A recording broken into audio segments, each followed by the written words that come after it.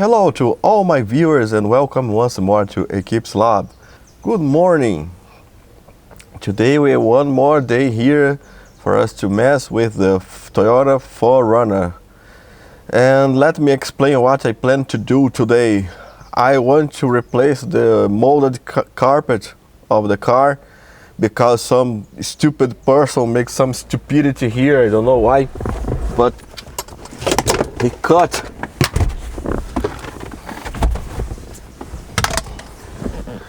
some imbecile cut the passenger side carpet and I had to buy a new one and I had to buy another one on the junkyard and I plan to replace it. I hardly believe someone's having the same problem because I don't know if there are two imbeciles like that on the same planet. Chances are small.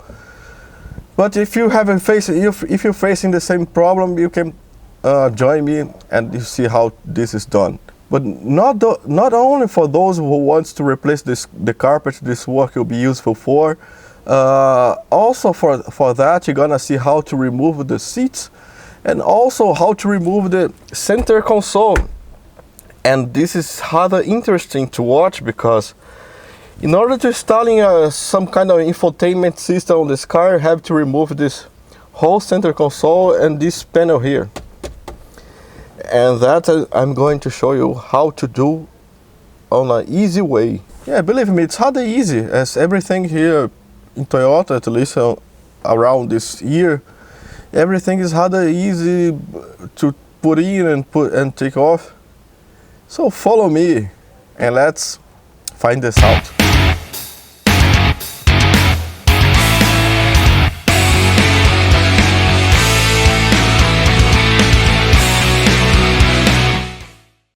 So first thing you have to do in order to remove the center console, let me take out my coins first. All my riches are stored inside this car. But first we have to separate this bezel from the rest of console. And for that, the ideal is to use a flat tool to introduce there where the bezel is attached to the plastic part. And ideally use a soft one and push it there where I will show you. After you separate them a little, you can finish pushing with your pulling up with your hand. If your tool is like mine and it's too thick to introduce in there, you can use a small flat screwdriver to work wonders too. But for that, be careful for not to scratch anything, okay? You do this movement. Let me show you with the screwdriver, it will be easier.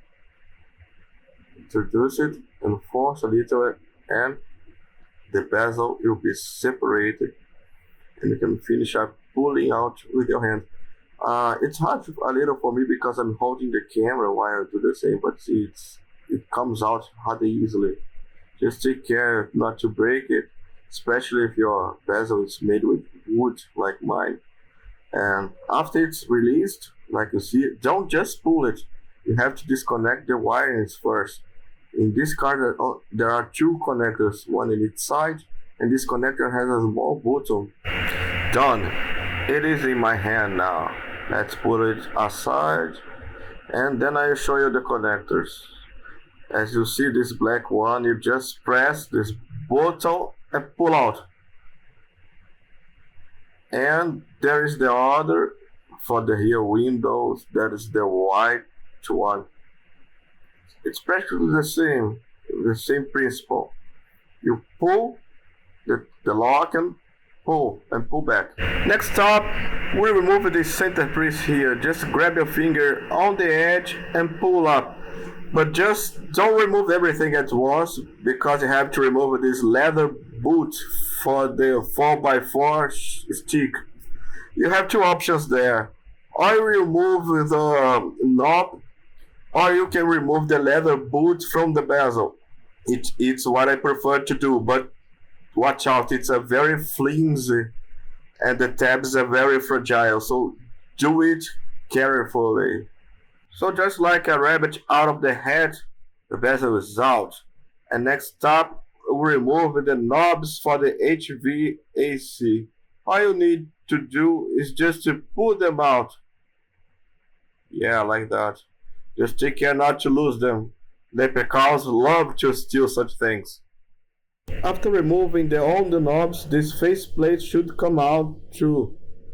With a small flat blade, you can introduce in one of the corners and pry it out. And now, as you may see, the HVAC faceplate is completely out. Let's attack the screws now. Three are the screws dwelling behind this faceplate.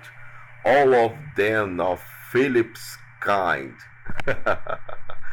Remove them all, preferably with a magnetized Phillips screwdriver, sorry.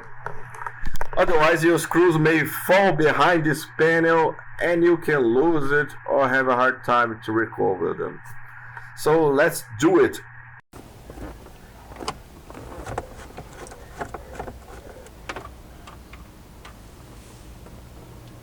And now it's important part. The panel is already loose. You can begin to pry it out on the bottom, by the bottom.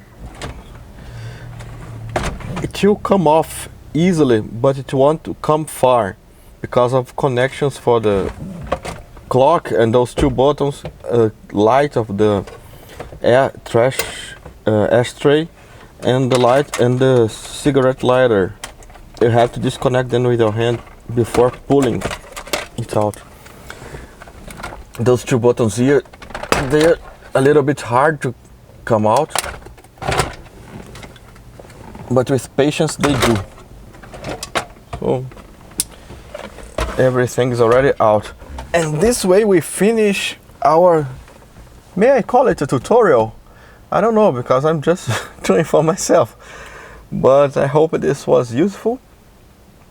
And now I'm gonna remove here my screen because the sound is not coming out from every speaker. Probably I connected something wrong there. I'm gonna check. And then after that I will come back showing you how to remove the seats, because I want to take this carpet out and replace with a new one, and used one. So if you like this video, please hit the share and subscribe button, hit the bells for notifications, and thank you.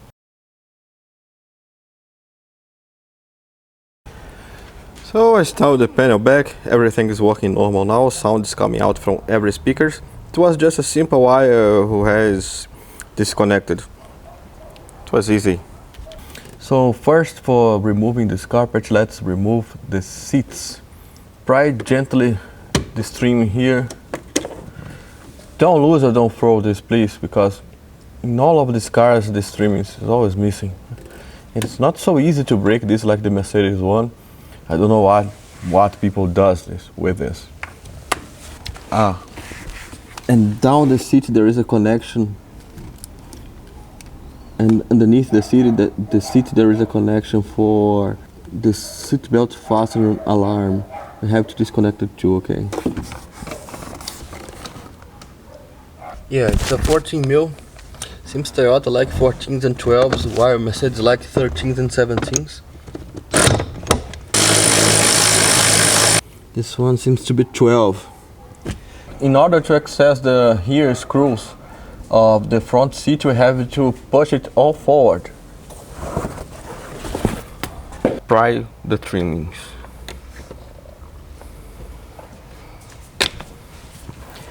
Door seal should all be removed too. I think there is nothing easier than that, so I think it doesn't need further explanation. Just remove this Phillips screws and you're good. B-pillar trim should also be removed. Just pry from above and pull. Door should be open, of course.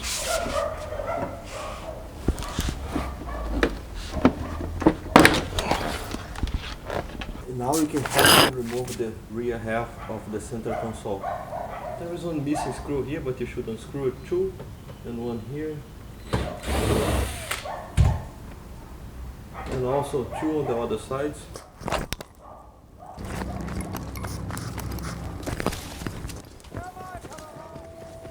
Don't pull the console just yet because there are 2 screws more. 10 mil here inside. So you have to remove these 2 screws first.